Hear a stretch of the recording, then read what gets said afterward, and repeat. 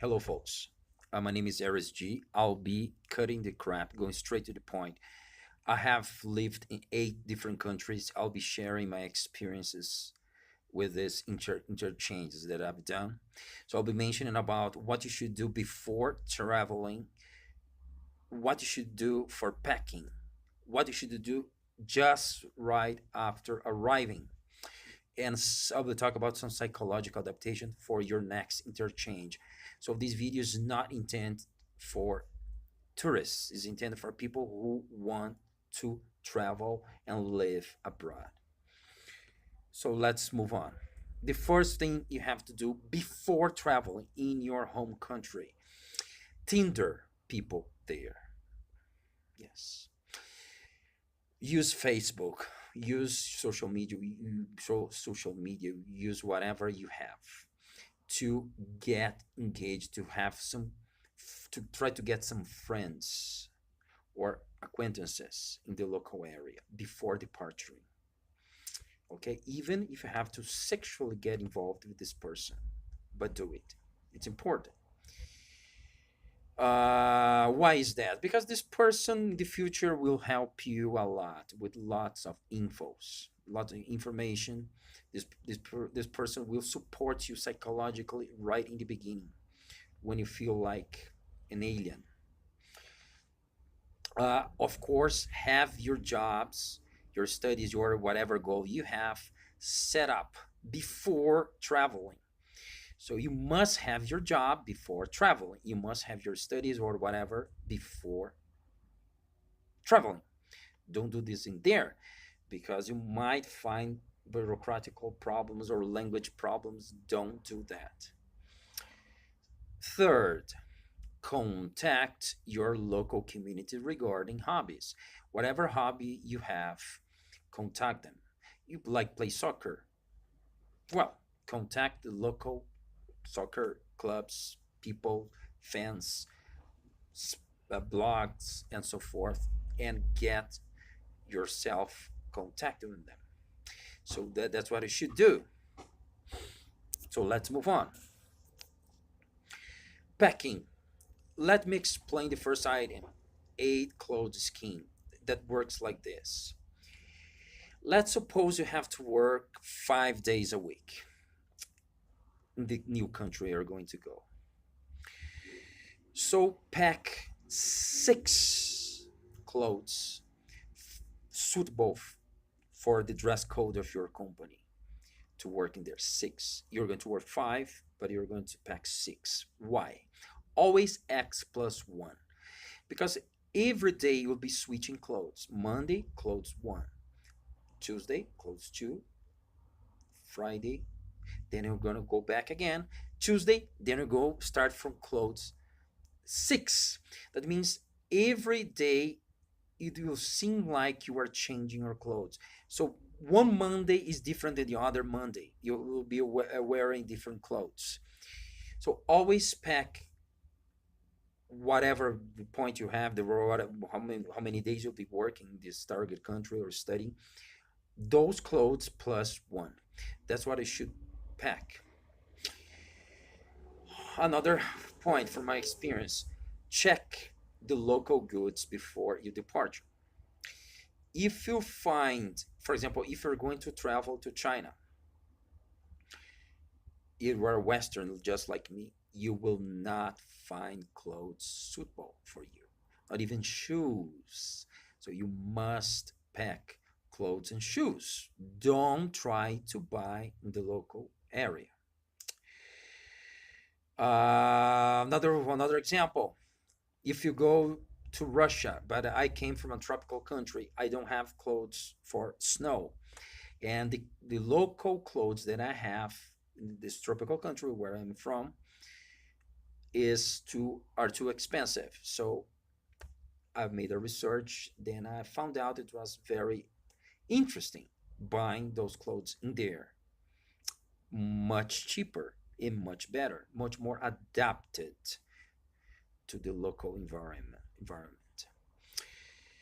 Another point, super crucial, avoid big luggages when you're moving to another country. Always have one arm free. at all times. That means you should never have two bags. You can have a backpack, it's okay. You can have one big bag, but never two big bags. Always have one arm free at all times. You will need this arm because you need mobility and you don't want to keep asking favors. So always have one arm free. And don't forget, uh, try to be minimalistic in the country you are going to, unless you are sure you'll be there forever.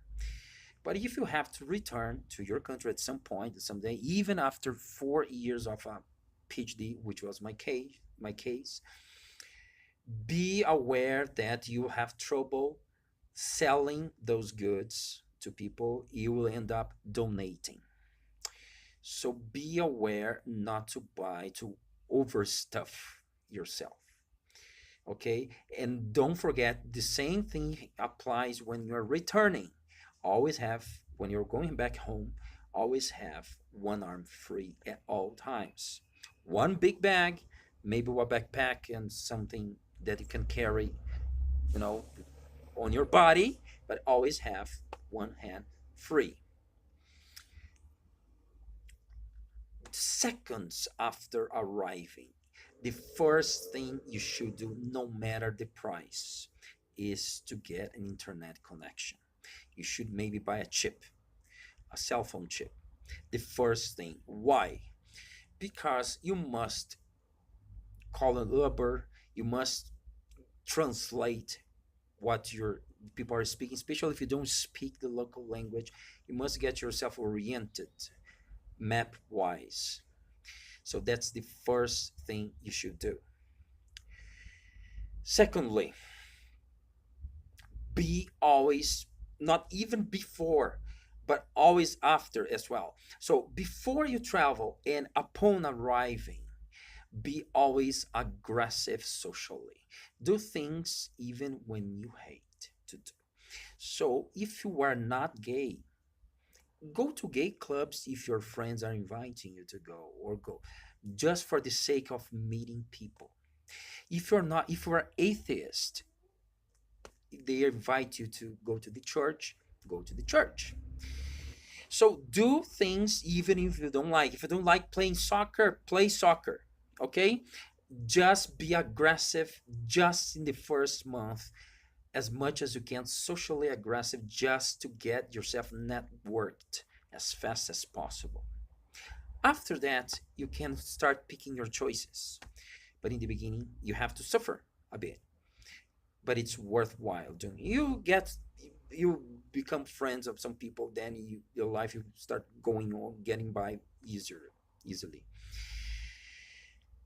And moreover, with the exception of the cell phone, the chip, the internet, never buy other things in the beginning without the assistance of a local, of a native person, or someone who has lived in that country for many years, because you will end up paying through the nose. It will end up costing you an arm and a leg for everything you buy, and you'll be scammed.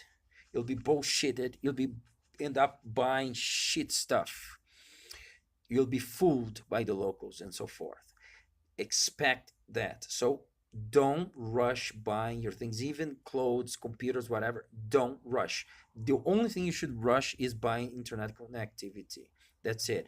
After that, wait a bit, take a deep breath, and ask locals, your friends that you'll be doing, or you did before arriving. Rely on them before you do this. Psychological adaptation.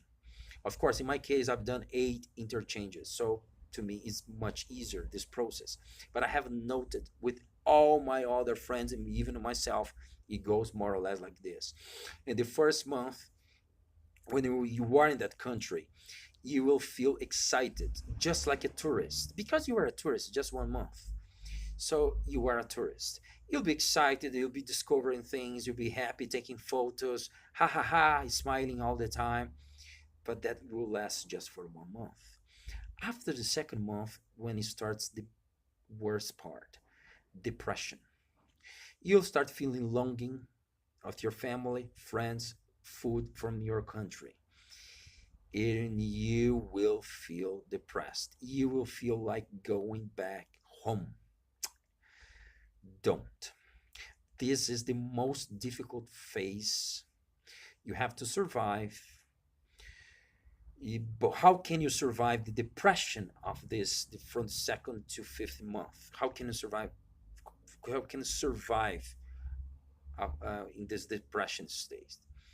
You can basically be aggressive socially. Get yourself get your schedule full all the time. Weekends, mornings, afternoon, evening, always have something to do. This is a trick to avoid depression. Never be uh, with a spare time. Never. Don't have a spare time in the beginning, especially during this phase. Be always occupied every time, even with the things you don't like much. Go to the gym, go to the church, go to gay clubs. Okay. After the 6 month is where you should be fully adapted. How do you know you are fully adapted? You're no longer feeling depressed. You can speak the local language, you understand the local culture, and you already have a girlfriend or a close friend. It's impossible to get yourself adapted in a country if you don't learn the local language. Impossible. And it's impossible to learn the local culture if you don't speak the local language. Therefore, you will never get adapted. That's why you see some people that are living in certain countries for 10 years, they don't speak the local language, and they're always complaining about that country, and they always feel like going home. They're always thinking about their home country all the time because they are never adapted. I have known stories of people that lived 7 years in the States, they never learned English, they learned Spanish.